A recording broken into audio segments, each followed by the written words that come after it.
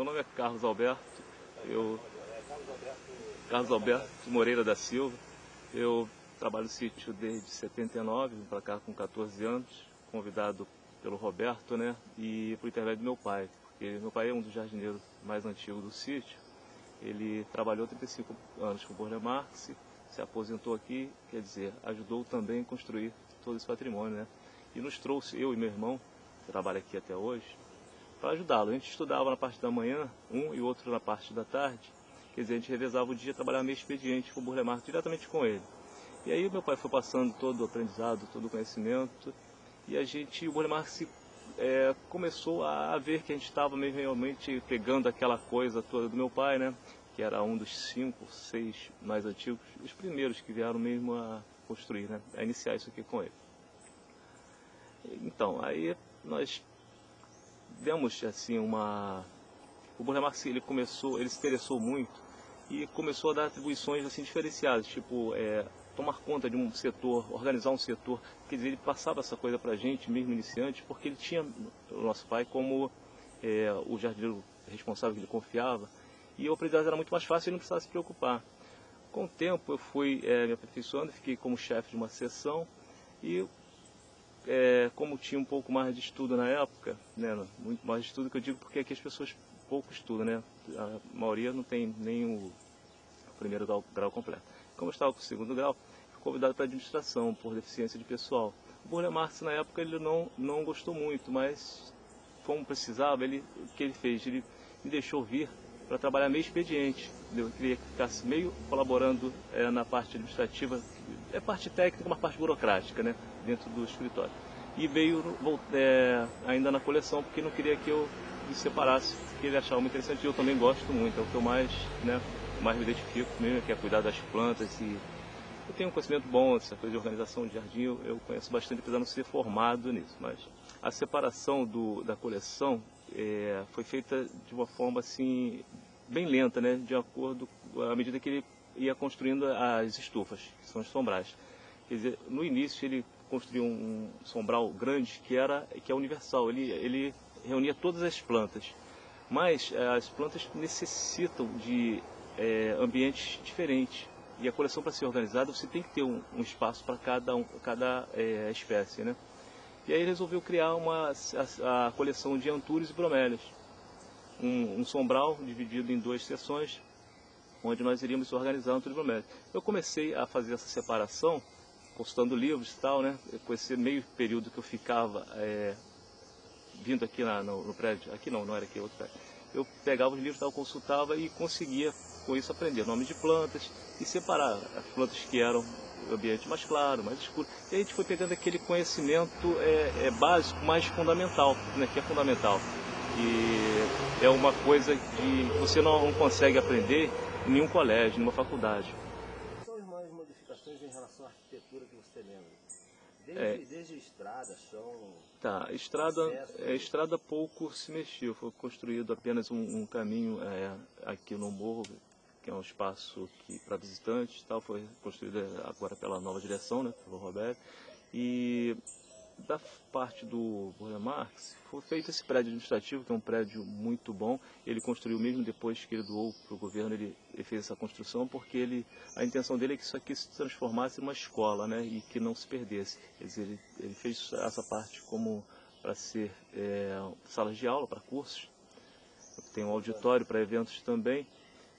A gente sente muita falta, a gente começa a lembrar o tempo antigo, eu sinto muita falta dele, entendeu? Porque o Burle Marx ele nunca foi patrão, né? Para mim, meu pai, claro, no começo a gente teve muita dificuldade financeira, porque o Burle Marx começou mesmo, ele batalhava muito, né? A gente sabe que ele trabalhou muito, apesar de ter vindo de família rica, claro, acredito que sim, né? Para dar essa possibilidade dele começar, mas ele teve muita dificuldade de construir isso tudo. Então, quer dizer, a empresa Burle Marx, ele não era sozinho, ele tinha irmão, entendeu? E eram muitos empregados, eles tinham vários projetos. A parte vista inicialmente era a parte financeira, não essa criação.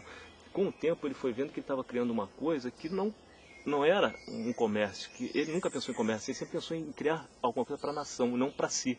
Entendeu? Que ele nunca foi uma pessoa assim, vaidosa, era um cara muito simples, ele andava com sapato bem comum, com roupa bem comum, era uma pessoa simples demais. Tudo que ele fazia era a intenção de criar, de melhorar, entendeu? Isso aqui. Eu achava essa parte muito interessante. Normalmente, quando ele fazia aniversário, a pessoa costuma fazer um aniversário para chamar os amigos, para beber com os amigos, mas ele via a parte também econômica, porque toda vez que ele fazia uma festa de aniversário, ele tinha aquela parte de venda de quadros. E ele comentava com a gente, hoje eu preciso vender alguns quadros que eu preciso fazer, dar uma continuidade numa obra. Quer dizer, ele estava construindo um ateliê com o recurso dele. Que esse prédio, apesar de ter sido feito já na época que pertencia ao IPHAN no caso, Pro Memória, a Pro Memória, eu acredito que não estava da administração na época, mas não investiu nada em recurso. Foi feito todo com recurso do Burle Marx. E o ateliê, onde ele pretendia pintar, mesmo com o sítio doado, foi construído também por ele, um projeto dele que não houve também financiamento, não houve recursos também do IPHAN. Quer dizer, se ele estivesse vivo, ele estaria construindo até hoje, porque ele não queria sair, viajar, passear. Quando ele viajava e trazia mala com mudas de plantas, essas coisas assim, para a coleção dele. Porque ele tinha autorização para trazer essas coisas. Quer dizer, ele já saía, não com aquela intenção de conhecer o lugar, de passear, mas sim de buscar coisas aqui para esse local, para esse espaço, né? Melhor, né? Deixou sim, ele deixou 7 herdeiros, dentre eles o meu pai é um deles, entendeu? Só que a herança do Burle Marx não foi uma herança assim muito... ele deixou alguns quadros. Tá. Ele deixou sim herdeiros, dentre esses herdeiros, 7 herdeiros, meu pai é um deles. O Ataíde também é um outro herdeiro, o César, que era cozinheiro dele. Mas sociedade de amigos do Burle Marx tem outros também que assim, não estou lembrando. Mas essa herança do Burle Marx foi uma herança assim, um pouco simbólica para alguns, porque a parte assim, mais interessante financeiramente, que não é o caso assim, de todos, mas foi a empresa Burle Marx Companhia, que era uma chácara, um horto, né? E o escritório de paisagismo, que ficou para o sócio dele, o Haru. O jardineiro, meu pai, que era um dos jardineiros mais antigos, ele construía essas coisas, ficou com uma parte assim, menor, né? Com quadros, essas coisas, direito autoral, claro, ele tem direito, que é uma coisa legal. Mas meu pai também nunca se interessou muito e ele não usufrui dessa coisa de direito autoral. Essas coisas assim são bens materiais que não vem muito ao caso para eles, não se importa. E a gente, como filho, também a gente respeita isso, a gente não fica cobrando que ele exija nada disso. Né?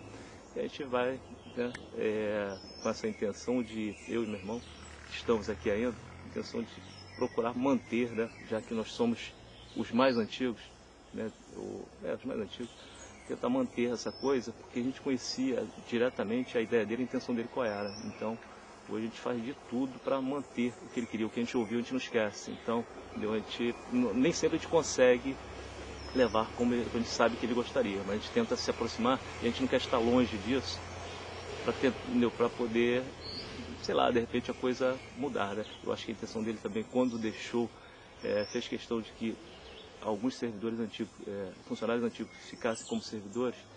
Eu acredito que foi pensando nisso, né? Em repassar para os outros o conhecimento, né? Porque são coisas que não se aprende em faculdade, né? Claro, a gente tem que aprender aqui mesmo. Não, exigente ele era, mas no sentido de manter a coisa do jeito que ele queria. Ele era um excelente patrão, mas nem todos entendem que você ser um patrão amigo, entendeu? É uma vantagem.